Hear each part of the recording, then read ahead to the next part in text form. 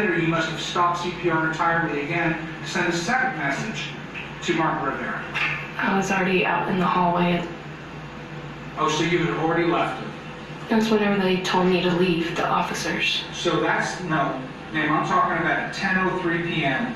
Mr. Lee, Officer Lee, and Officer Blair didn't arrive until almost 10:05. Yes, I do remember that. Like, whenever they showed me, I sent those text messages. At 10:03 p.m. and at 10:02 p.m., you sent messages, text messages to Mark Rivera. Yes, I did. Text messages that would have required you to have put the phone in a place where you can see it, and you used your fingers to write out the words, "I need you, hurry, ... right?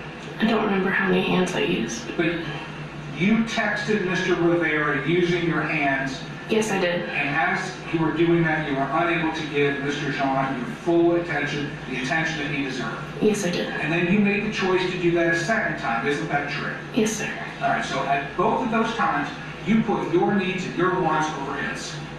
I still cared about him. Did you put your needs and your wants over him when you decided to do that? No, sir. All right. And then you went out into the hall. You left him alone. When I heard the officers coming, I stepped outside. So you decided to do something other than continue to give Mr. Jean life-saving measures. I wanted somebody there fast to get him You're not out. answering my questions, are you? Yes, sir, I am. When you went out into the hall, you did that because that was what you chose to do, even though you knew you should be giving that man life-saving treatment. Yes, sir. You didn't know that he was going to die. I mean, you knew he was in really bad shape, right? Yes. You didn't know at that moment in time that you had actually shot him and severed his ventricle from his heart. You didn't know that, right? No, I did not. In those moments, you know as a trained officer just how critical it is to make sure that you give life-saving treatment as fast and as proper as possible so you can maximize their ability to survive. You know that. Yes, sir. And yet, despite knowing that repeatedly, you made choices and decisions that suited you more than him. No, sir. You also indicated that you had done CPR, but yet there's no blood anywhere on your uniform or on your shoes. There is not.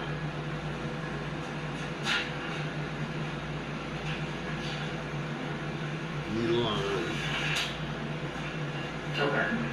The next thing I want to talk about is you and Mr. Shook kind of recreated from your recollection what you were able to see inside apartment 1478, especially with respect to the movement of Mr. John. Is that right? Yes, sir. Okay, and I'm going to see if I can recreate this. So you said this was about 30 feet away, right? Yes, sir. Okay, and you said that you saw Mr. John doing some sort of a pacing thing, right? Yes, he was moving back and forth. Okay, how many seconds did this last? Very few. 2, 3, 4, 5? I couldn't give you an exact number. Okay, well, I want something a little bit as best you can give me. Maybe 2 or 3 seconds. 2 or 3 seconds, you're standing there at the door. The door is fully open, right? Yes, sir. The hallway that you're standing in with the door fully open, there's bright lights out in that hallway, isn't there? It's lit.